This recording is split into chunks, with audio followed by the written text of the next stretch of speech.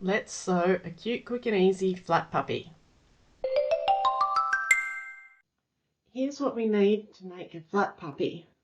First we need some nice fabric for the flat puppy. I'm using this lovely soft minky. We also need some embroidery floss. I'm using just a slightly darker tone than this lovely grey fabric that I'm using. Then we need some polyfill or your preferred stuffing material. We've got the pattern pieces which are downloadable from the Threadistry website. I'm using some lightweight poplin material for the inside to create the leg detail on the flat puppy. And then you also need some basic sewing supplies like a rotary cutter and cutting mat, scissors, thread matching the fabric, and some pins and needles. So in cutting out my pieces, I need to pay attention to the nap of this fabric. I want the fabric to smooth down from head to toe on my puppy. So if I go this way, it brushes up and looks a bit ugly. So I want to make sure all my pieces go from top to bottom this way. And I'm just going to turn it around the other way because I find it easier to cut minky from the wrong side.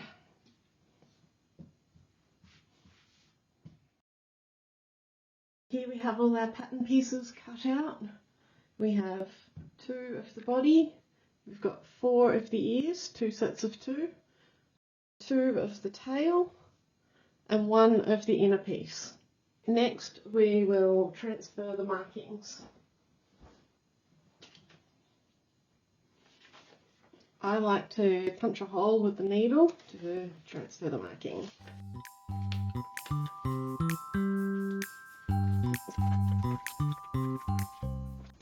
And I'll just colour in with washable marker through the holes I've just made. The markings only need to be transferred to 1 piece of the body.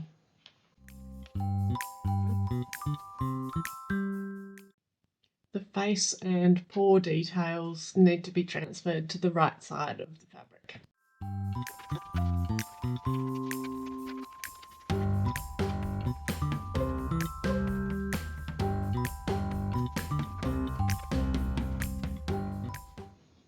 So first we're going to take the piece that we've put the markings onto, put that wrong side up, and we're going to place the inner piece just inside.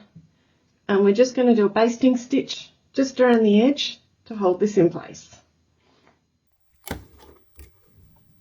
I'll sew this with a basting stitch just inside the 6mm seam allowance, or 1/4 inch.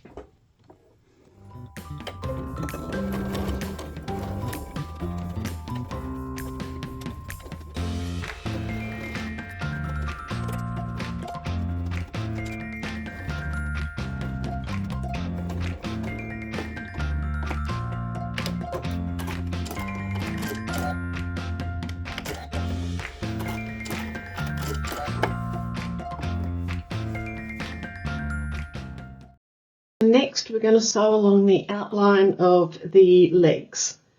I'm going to do this by machine to start with to make sure that it holds in place well. You could hand stitch it with embroidery thread if you prefer.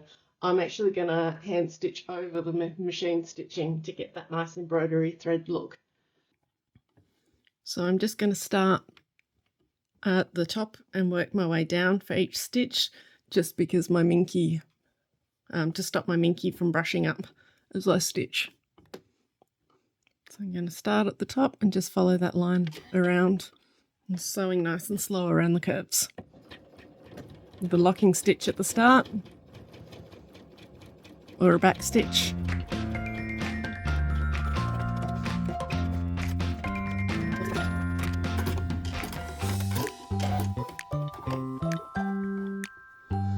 And I'm just going to repeat that for all of those leg outer seams.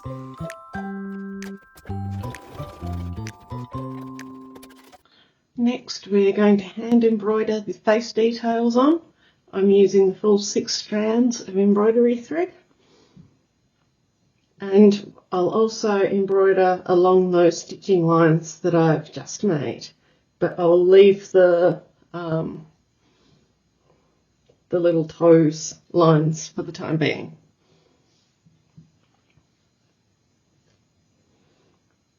So I just use a back stitch, and hand embroidery is not my favourite thing, so it's a fairly simple design and doesn't need to be perfect. Adds a bit of character. You just want to make sure you don't pull it too tight so that you don't lose your stitches in the minky.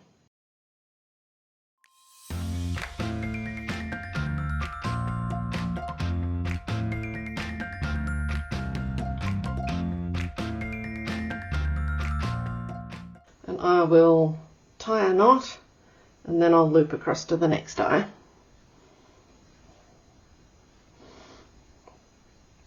And just to make sure if any of those threads come undone, the whole face doesn't unravel. Once again, making sure I don't pull it too tight so that the stitches get lost in the minky.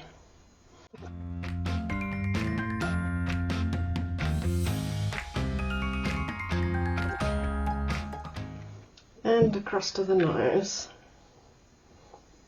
and mouth.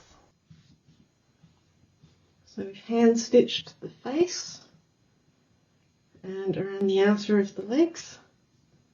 Next we're going to lightly stuff just these front paws to give that fun 3D effect.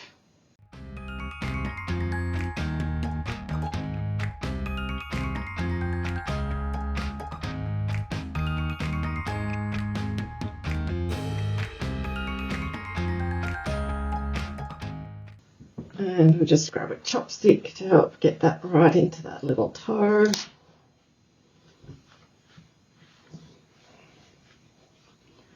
I don't want it super stuffed, but I just want those little front paws to stand out a little bit.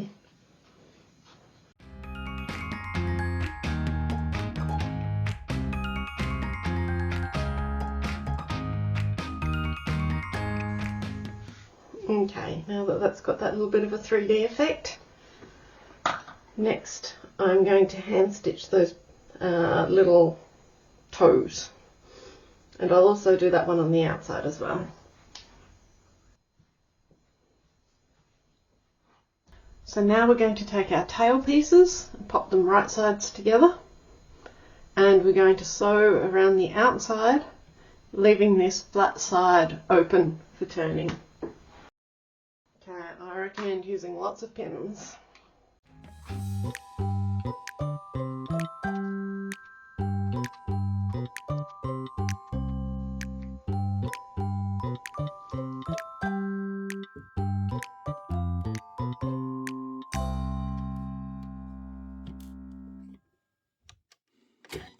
And we'll start with a back stitch or a locking stitch.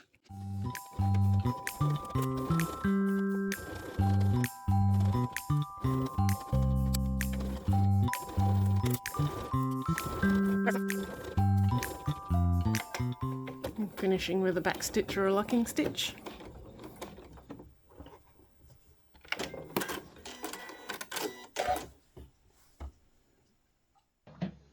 Next, we're going to take our 2 pairs of ears and once again put right sides together,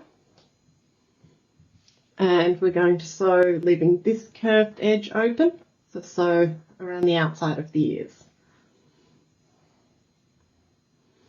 And use lots of pins.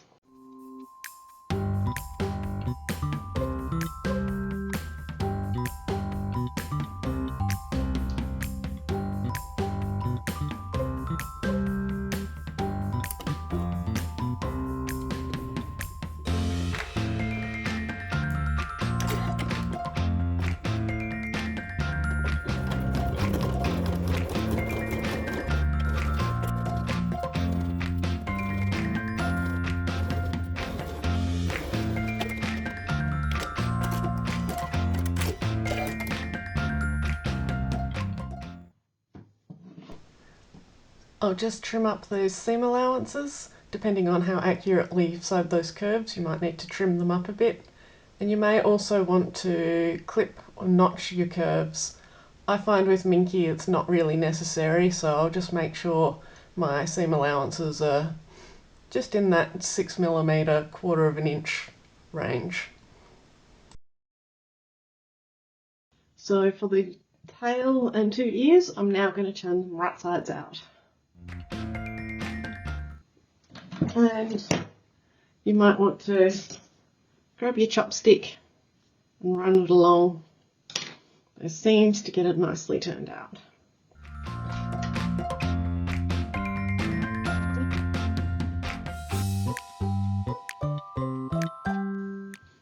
Now it's up to you whether you want to put some polyfill in your ears and your tail. I'm just going to put a little bit in the end of the tail.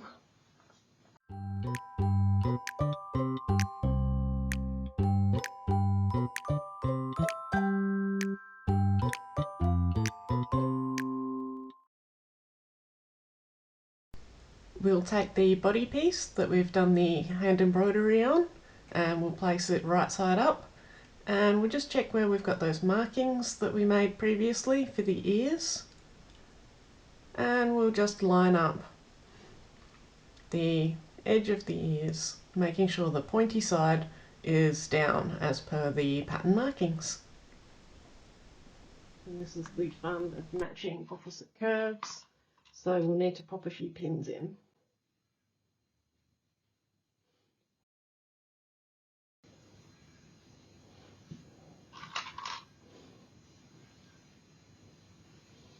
And then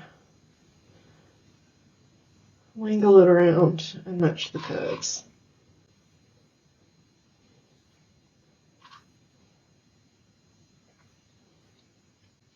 And we'll do the same on the other side.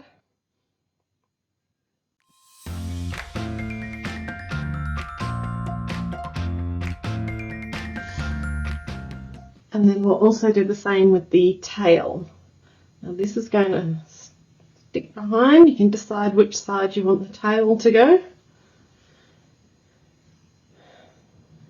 and match it with those pattern markings.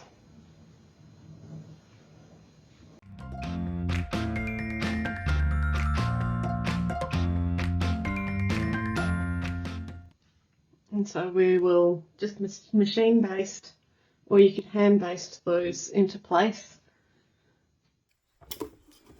So we'll just use a basting stitch.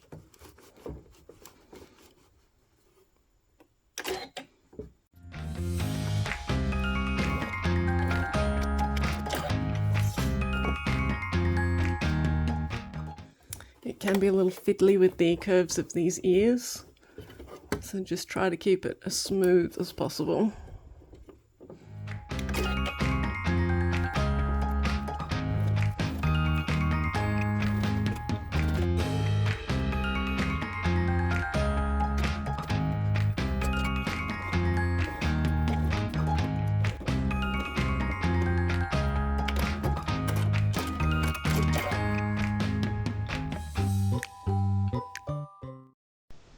Let's just pin the ears out of the way and the tail so that they don't get caught up in the seams when we're sewing the back onto the body.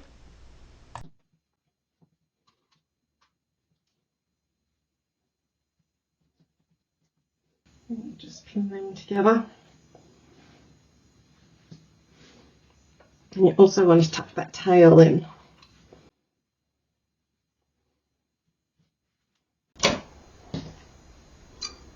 I'll just clip those little pointy bits up the ears. And we'll grab the second body piece, place them right sides together, and once again, lots of pins.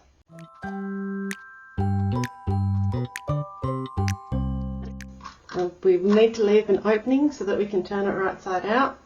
I think the easiest point to do it is on one of these knee, leg type areas.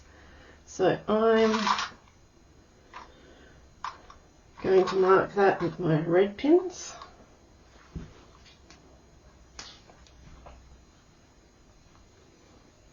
And I'm just going to pop them in a cross pattern to remind myself to leave a gap there. Because there's nothing worse than sewing all the way around and realising you've forgotten to leave a gap.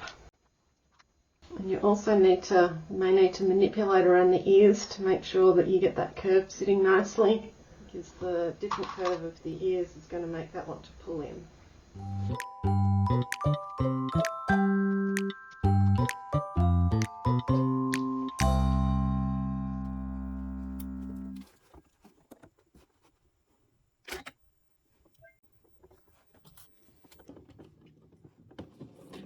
Starting with a locking stitch.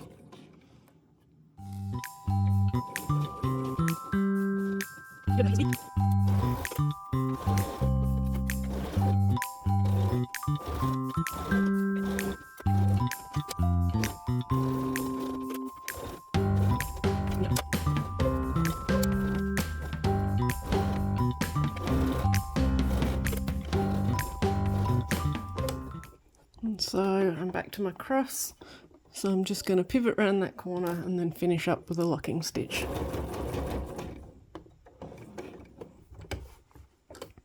Do a couple of stitches past that corner.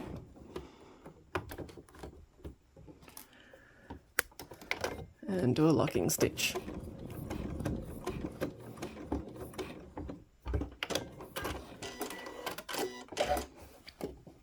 And leaving that opening so that I can turn it right side out. So now we're going to turn it right side out. Just taking care because we've got those couple of pins in there.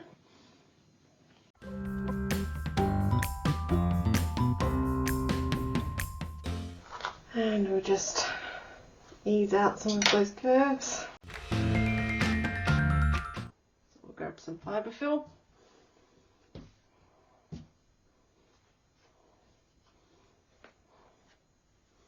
And poke it in.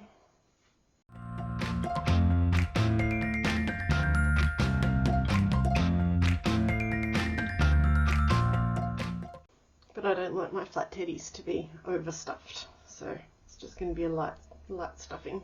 Okay, when it's nicely filled, it passes the cuddle test. Then we'll hand stitch that opening. So now we'll stitch close to that opening with a ladder stitch, just using regular sew all thread.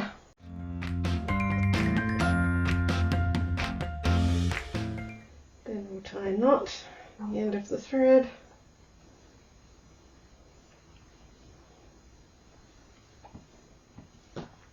And then I like to thread the needle through,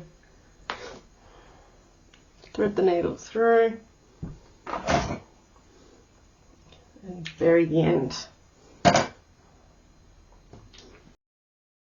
And lastly, we will just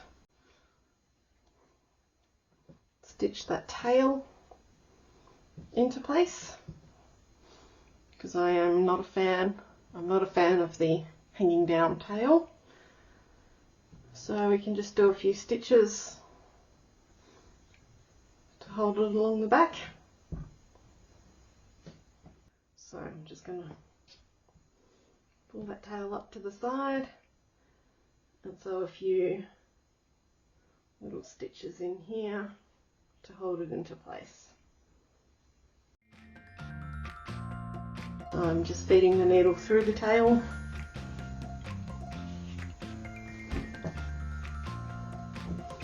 And doing a couple of little stitches on the other side too.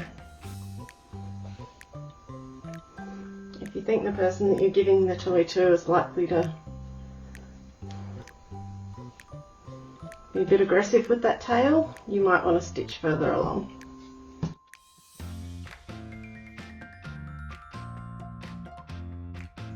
And bury the thread end.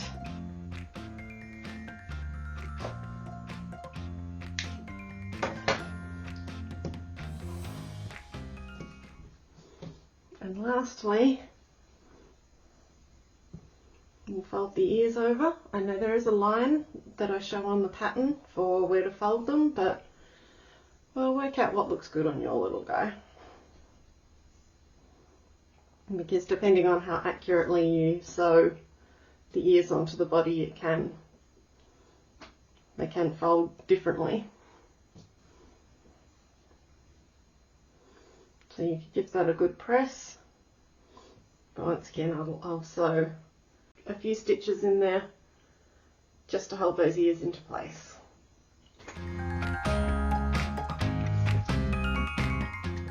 So I'm just going to do a few stitches at the base of the ear. So I'm just going to tuck my thread underneath.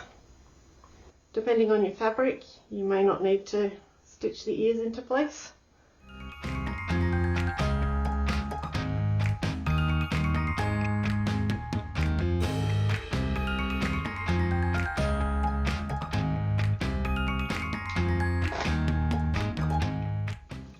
And there we have our cute flat puppy toy.